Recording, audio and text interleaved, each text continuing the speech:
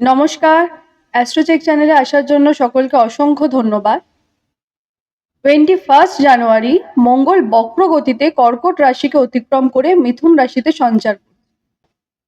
বর্তমানে মঙ্গল রয়েছে পুষ্য নক্ষত্রকে অবলম্বন করে কর্কট রাশি। আর আগামী 12ই জানুয়ারি রাত্রি 10:28 মঙ্গল পুনর্বসু নক্ষত্রে সঞ্চার করছে এবং এই নক্ষত্রকে অবলম্বন করে 21 জানুয়ারি সকাল 8:01 মিথুন রাশিতে সঞ্চার করবে বক্রগতিতে।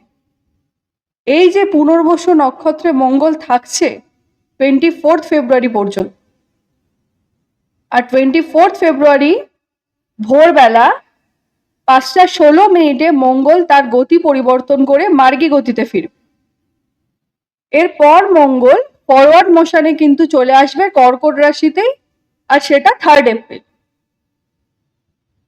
মঙ্গল যতদিন পুনর্বসু নক্ষত্রে বক্রগতিতে থাকছে, অর্থাৎ 24 ফেব্রুয়ারি পর্যন্ত, এই সময়কালটা কিন্তু প্রত্যেকটা মানুষের নিজের জীবনে বা পারিপার্শ্বিক জীবন এবং খানিকটা গ্লোবালি এরিয়াতেও কিন্তু আমরা সমস্যা বা স্ট্রাগল দেখে থাকব।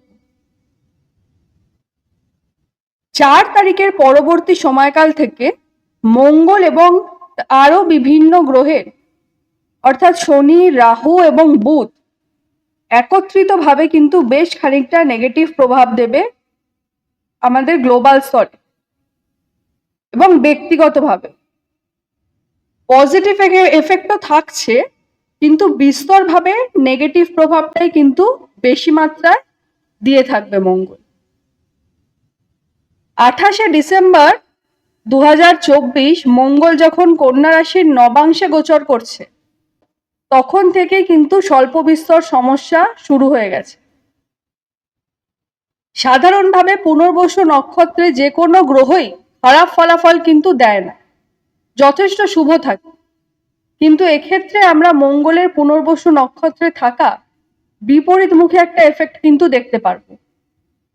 তার উপর বক্রগতিতে যখন মঙ্গল থাকছে, তখন কিন্তু স্বাভাবিকভাবেই পৃথিবীর অনেকটা নিকটতম থাকছে, তাও আবার মঙ্গলের মতো গ্রহ।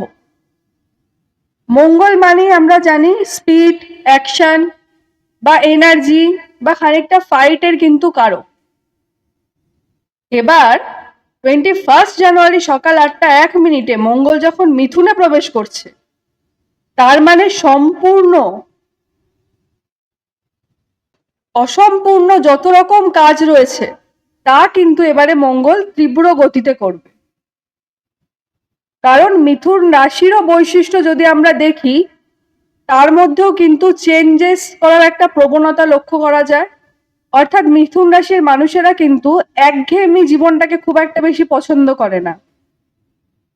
এছাড়া মিথুন রাশি বায়ুতত্ত্বেরও রাশি আমরা জানি, সাথে সাথে মঙ্গলের বক্রগতিতে থাকা সমস্ত মানুষদের জীবনে কিন্তু বিশাল পরিবর্তন আনতে চলেছে এই 21 জানুয়ারি থেকে 24 ফেব্রুয়ারি এই সময়কালটা। মানসিক অস্থিরতা সৃষ্টি হবে সমগ্র মানব জীবনের মধ্যে, আর আমাদের 12টি রাশির মানুষদের জীবনে তার কি কি ফলাফল আসবে সেই নিয়েই কিন্তু আজকের এই বিষয়।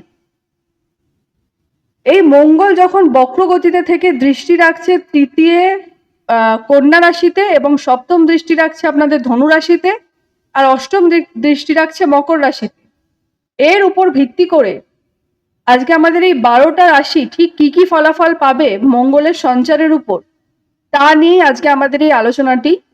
আলোচনার পূর্বেই একটা কথা বলে রাখা অত্যন্ত দরকার, এটি একটি সামগ্রিকভাবে আলোচনা, কারোর পার্সোনাল বার্থচার্টের উপর কিন্তু এই আলোচনাটি নয়। সুতরাং সামান্য ভিন্নতা কিন্তু অবশ্যই লক্ষ্য করা যাবে। তবে এই আলোচনাটি থেকে আমি আশা করছি আপনারা কিছুটা উপকৃত অবশ্যই হবেন, এবং সাথে সাথে এই যে সময়কাল, তা কিন্তু আমাদের জন্য, প্রত্যেকটি মানুষের জন্য, ইভেন আমাদের দেশের জন্য, আমাদের সমস্ত পারিপার্শ্বিক মানুষ যাদের সঙ্গে আমরা অ্যাটাচ রয়েছি, সবার জীবনে কিন্তু একটা তোলপাড় নিয়ে আসতে চলেছে। যেহেতু 12টি রাশি সম্পর্কে আলোচনা করব, তাই চেষ্টা করব যেই জায়গায় মানুষ খানিকটা প্রবলেম ফেস করতে পারে সেই জায়গাগুলো নিয়েই বলার। অতিরিক্ত ভিডিওটিকে লম্বা করব না। আমি যেই যেই বিষয়গুলো নিয়ে যেই রাশি সম্পর্কে আলোচনা করব সেই জায়গাগুলো ছেড়ে বাকি সমস্ত জায়গা আপনারা ধরে নেবেন ভালোই রয়েছে, সেই কারণে কিন্তু আলোচনা করা হয়। প্রথমেই বলবো রাশিচক্রের প্রথম রাশি মেষ রাশি সম্পর্কে। মেষ রাশির অধিপতি দেবতাই কিন্তু মঙ্গল, আর এই মঙ্গল থাকছে আপনাদের থার্ড হাউসে। সুতরাং এনার্জি লেভেল কিন্তু মেষ রাশির মানুষদের জন্য প্রচন্ড হাই থাকছে, এবং মেষ রাশির জাতক জাতিকাদের ক্ষেত্রে অত্যাধিক সেলফ কনফিডেন্স কিন্তু বাড়তে লক্ষ্য করা যাবে, যার কারণে কিন্তু এটা খানিকটা প্রবলেমও ক্রিয়েট করবে। কারণ অত্যাধিক কনফিডেন্স কিন্তু মানুষের প্রবলেম ক্রিয়েট করে, মন মানসিকতা এবং ডিসিশনের জায়গায় কিন্তু অ্যাগ্রেসিভ অ্যাটিটিউড কিন্তু রাখলে হবে না, ব্যালেন্স করে চলতে হবে। সেটাই কিন্তু বেটার হবে মেষ রাশির মানুষদের জন্য। ব্যালেন্স করে যদি আপনারা চলতে পারেন এই সময় কিন্তু আপনাদের একটা ভাগ্যোন্নতির সম্ভাবনাও থাকছে। শরীর স্বাস্থ্যের দিকে বলবো, শরীর স্বাস্থ্য যথেষ্ট যত্ন নেওয়াটা প্রয়োজন।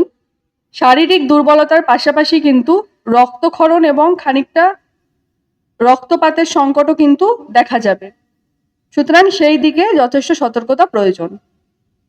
বৃষ রাশির মানুষদের ক্ষেত্রে বলবো, এই সেকেন্ড হাউসে মঙ্গলের মতো একটা হাই এনার্জেটিক গ্রহ থাকাটা কিন্তু মোটেও শুভ হবে না বৃষ রাশির মানুষদের জন্য।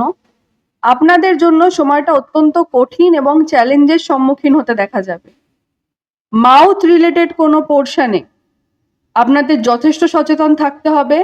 মুখের ভিতরের কোনো অংশের সমস্যা বা দন্তের সমস্যা বা মুখের ভিতরে ঘা বা ইনফেকশন জনিত কিছু সমস্যা কিন্তু লক্ষ্য করা যেতে পারে। কিছু ক্ষেত্রে কিন্তু ছোটখাটো অপারেশন হওয়ার মতো পরিস্থিতি তৈরি হতে পারে।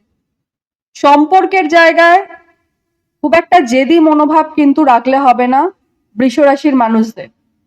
সম্পর্কটাকে মানিয়ে নিয়ে চলতে হবে এবং বুঝে শুনে কিন্তু বাক্যের প্রয়োগ করাটা আপনাদের জন্য অত্যন্ত জরুরি এই 21 জানুয়ারি থেকে 24 ফেব্রুয়ারি পর্যন্ত। মিথুন রাশির ক্ষেত্রে, মিথুন রাশিতেই যেহেতু 21 জানুয়ারি মঙ্গল প্রবেশ করছে, মিথুন রাশির মানুষদের জন্য কিন্তু বিশেষ গুরুত্বপূর্ণ একটা সময়। পারিবারিক দিক থেকে যথেষ্ট সতর্কতা প্রয়োজন এই সময়কালে। পরিবারের মানুষদের সঙ্গে কিন্তু খানিকটা তালমিল রাখা বা বিশেষ অ্যাটাচমেন্টের কিন্তু প্রয়োজনীয়তা পড়তে পারে। আকস্মিকভাবে কিছু ভালো বা কিছু খারাপ দুই খবরেরই কিন্তু সম্ভাবনা থাকছে, কারণ মঙ্গল মানেই আমরা জানি ফাইট। তাই হঠাৎ করে রেগে গিয়ে এমন কিছু করে ফেলা যেটাতে পরে আপনাকে আফসোস করতে হবে, সে ব্যাপারে কিন্তু আপনাকে যথেষ্ট সচেতন থাকতে হবে সমস্ত মিথুন রাশির মানুষদের। শরীর স্বাস্থ্যের দিকে বলবো, শারীরিক কোনো সমস্যা না থাকলেও ছোটখাটো চোটের আশঙ্কা কিন্তু থাকছে। কর্কট রাশির মানুষদের ক্ষেত্রে মঙ্গল দ্বাদশে সঞ্চার করে থাকছে, আর মঙ্গল কিন্তু কর্কট রাশির মানুষদের যোগকারক গ্রহও বটে। সুতরাং এই সময়কালে ভ্রমণ বেশি মাত্রায় হতে পারে। পিতামাতাদের জন্য বলবো, সন্তানদের বিদেশ যাওয়ার কিন্তু একটা বিশেষ যোগ তৈরি হবে। সন্তানের শরীর স্বাস্থ্যও কিন্তু বিশেষ টেনশন না থাকলেও ছোটখাটো সমস্যা তৈরি হতে কিন্তু লক্ষ্য করা যাবে। সুতরাং শরীর স্বাস্থ্যের দিকে সন্তানকে নিয়ে কিন্তু খানিকটা আপনাদের চিন্তার মধ্যে ভুগতে হতে পারে, এবং সেখানে কিন্তু সচেতনতা যথেষ্ট প্রয়োজন। সিংহ রাশির মানুষদের ক্ষেত্রে মঙ্গল একাদশে গোচর করে থাকছে। আপনাদের ক্ষেত্রে কিন্তু ফ্যামিলির জায়গাটাতে সমস্যা তৈরি হতে দেখা যাবে।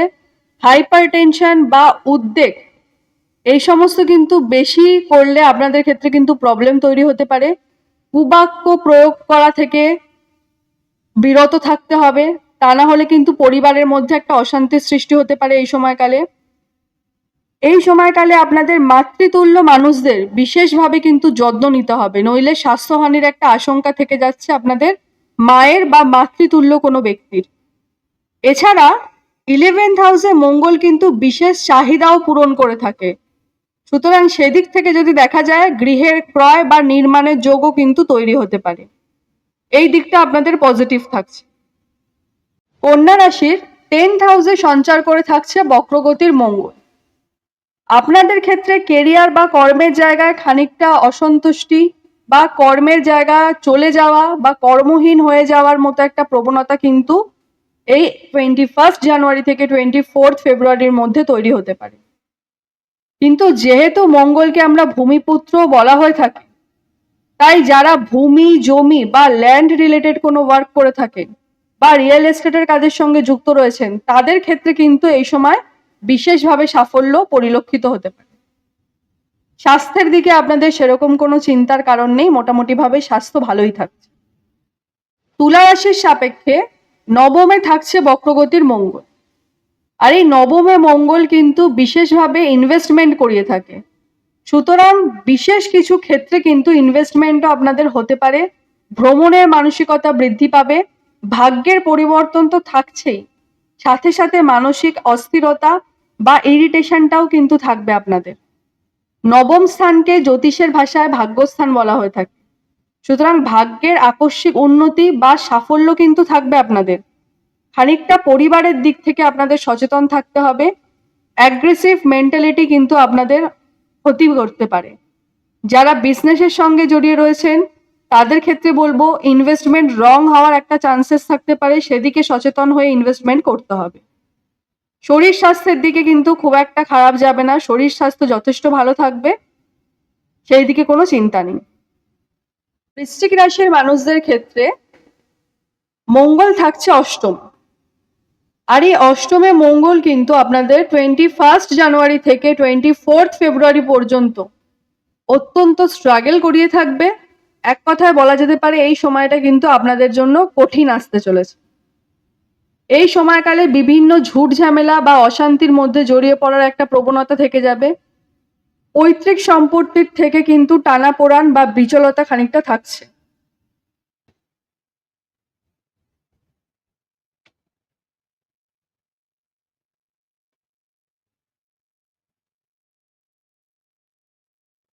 বিভিন্নভাবে পুলিশি ঝুট ঝামেলায় জড়িয়ে পড়ার একটা আশঙ্কাও থাকছে। ভাই ধনু রাশির মানুষদের ক্ষেত্রে এই বক্রগতির মঙ্গল সপ্তমে থেকে রাশিতে দৃষ্টি রাখছে, এছাড়াও সেকেন্ড হাউস এবং দশম ঘরেও কিন্তু দৃষ্টি রাখছে। দশম ঘরে যখন দৃষ্টি থাকবে তখন স্বাস্থ্যহানি বিশেষ মাত্রায় কিন্তু লক্ষ্য করা যাবে। আচমকা স্বাস্থ্যের অবনতি বা কোনো অ্যাক্সিডেন্ট বা কোনো পথ দুর্ঘটনার কিন্তু একটা আশঙ্কা থাকছে। বৈবাহিক জীবনে সমস্যা বাড়বে বা বৈবাহিক জীবন কিন্তু খানিকটা ক্ষতিগ্রস্ত হতে পারে। সম্পর্কের মধ্যে অনেকটা মতবিরোধ বা অনেকটা ডিস্টেন্স কিন্তু বেড়ে যাওয়ার লক্ষণ এই সময় দেখা যাবে, এই 21 জানুয়ারি থেকে 24 ফেব্রুয়ারি পর্যন্ত। মকর রাশির মানুষদের ক্ষেত্রে মঙ্গল ষষ্ঠে থাকছে, সুতরাং লোন বা ঋণের জায়গায় যেমন স্বস্তি দেবে, সাথে সাথে পারিবারিক সম্পর্ক কিন্তু খানিকটা বিঘ্ন ঘটাতে পারে। মাতৃতুল্য কোনো ব্যক্তির স্বাস্থ্যহানির একটা আশঙ্কা থাকছে। যারা বিভিন্নভাবে কোনো সমাজ কল্যাণ বা সামাজিক প্রশাসনিক কর্মে যুক্ত রয়েছেন তাদের ক্ষেত্রে বলবো আকস্মিকভাবে একটা সম্মানহানির কিন্তু আশঙ্কা থাকছে। কুম্ভ রাশির মানুষদের ক্ষেত্রে পঞ্চমে মঙ্গল কিন্তু কর্মের জায়গায় অস্থিরতা বা অস্থির হওয়ার মতো সিচুয়েশন তৈরি করে দেবে। বিশেষত ব্যবসার সঙ্গে যারা জড়িত রয়েছেন সেই সমস্ত মানুষদের উদ্দেশ্যে বলবো সিদ্ধান্ত নেওয়ার আগে আপনাদের কিন্তু জায়গাটা একটু ভালো করে দেখতে হবে, এবং কিছু সময় দেখা যাবে সিদ্ধান্ত নেওয়ার জন্য কিন্তু আপনারা বিভিন্নভাবে মানসিক টানাপোড়েনের মধ্যে দিয়ে ভুগবেন। এই সময় মন থেকে কোনো সিদ্ধান্ত নেওয়া কিন্তু ভুল বলে প্রমাণিত হবে। মন থেকে কোনো সিদ্ধান্ত নিলে কিন্তু তা শুভ হবে না। মস্তিষ্ক দিয়ে চিন্তা ভাবনা করে কিন্তু পদক্ষেপ রাখা উচিত আপনাদের ক্ষেত্রে। পিতামাতাদের সন্তানদের নিয়ে কিন্তু দুশ্চিন্তা খানিকটা বাড়তে লক্ষ্য করা যাবে। পৈতৃক সম্পত্তি থেকে লাভের একটা পরিস্থিতি তৈরি হতে পারে, যেহেতু মঙ্গল একাদশে দৃষ্টি রাখছে, সুতরাং এই দিকটা শুভ থাকবে আপনাদের। শারীরিক ক্ষেত্রে বিশেষ কোনো সমস্যা কিন্তু দেখতে পাওয়া যাবে না। সুতরাং 21 জানুয়ারি থেকে 24 ফেব্রুয়ারি পর্যন্ত কুম্ভ রাশির জন্য যেটা থাকছে তা হচ্ছে আপনাদের কর্মের জায়গায় কিন্তু বিশেষত যারা ব্যবসা বাণিজ্যের সঙ্গে যুক্ত রয়েছেন তাদের ক্ষেত্রে কিন্তু ডিসিশন নিতে খানিকটা সময় লাগবে, এবং কোনো রকম ডিসিশন যেন এরকম না হয় যেটা আপনি মন থেকে নিচ্ছেন। মস্তিষ্ক দিয়ে বিচার বিবেচনা করে কিন্তু ডিসিশন আপনাদের নিতে হবে। মীন রাশির ক্ষেত্রে চতুর্থে মঙ্গল সময় বা পরিস্থিতির মধ্যে কিন্তু প্রতিকূলতা থাকবে। পারিবারিক পরিস্থিতি খুব একটা সুখকর থাকবে না আপনাদের এই সময়কালে। পরিস্থিতির মধ্যে স্পেশালি বিবাহিত জীবনে কিন্তু পার্টনারের সঙ্গে মনের পার্থক্য তৈরি হতে দেখা যাবে। মায়ের স্বাস্থ্যের কারণে খানিকটা অর্থ ব্যয় হবে। মীন রাশির ক্ষেত্রে যেটা সর্বাধিক অ্যাচিভমেন্ট থাকছে তা হবে এই সময়কালে কর্মের জায়গায় কিন্তু আপনারা বিশেষভাবে কোনো সাফল্য অর্জন করতে পারবেন বা কর্মজীবনে উন্নতি তা কিন্তু থাকছে। স্ট্রাগল থাকবে, সাথে সাথে কিন্তু সাফল্যটাও পাওয়া যাবে। মঙ্গলের এই যে ট্রানজিট তা কিন্তু আমি প্রত্যেক রাশির মানুষদের বলবো মানসিকভাবে কিন্তু শান্তিটা বজায় রাখা অত্যন্ত জরুরি। টেম্পার লস হওয়ার প্রবণতা কিন্তু বিশেষভাবে তৈরি করাবে মঙ্গল। সেদিকে কিন্তু নিজেকে খানিকটা ব্যালেন্স করে বা খানিকটা কন্ট্রোল হয়ে চলতে হবে। তা না হলে কিন্তু কথায় কথায় ঝগড়া বা একটা পরিবারের মধ্যে অশান্তি বা বিভিন্ন কর্মের জায়গায় একটা অশান্তি, এগুলো কিন্তু অত্যাধিক মাত্রায় সৃষ্টি হতে দেখা যাবে। সুতরাং বাক্য আপনাদের ভালোভাবে প্রয়োগ করতে হবে, আর আপনাদের কিন্তু খানিকটা কুল মেন্টালিটি নিয়ে চলতে হবে। তা না হলে কিন্তু এই যে মঙ্গলের ১ মাসের বেশি, মোটামুটিভাবে ১ মাস ৩ দিন মতো এই যে ট্রানজিটটা, তা কিন্তু সমগ্র মানবজাতিকে কিছু না কিছু লস কিন্তু করাবে। কিছু ক্ষেত্রে আমরা সমাজেরও দেখতে পাবো বিভিন্ন স্তরে বিভিন্ন জায়গায় কিন্তু কিছু না কিছু হানি হচ্ছে, কিছু না কিছু লস হচ্ছে, যেগুলো থাকবে মঙ্গলের এই ট্রানজিটে, থাকবেই থাকবে। মোটামুটিভাবে আজকের এই আলোচনাটি এই পর্যন্তই। সকলে সুস্থ থাকবেন, ভালো থাকবেন, সকলের মনস্কামনা পূর্ণ হোক এই আশা রেখে আজকের এই অনুষ্ঠানটি এখানে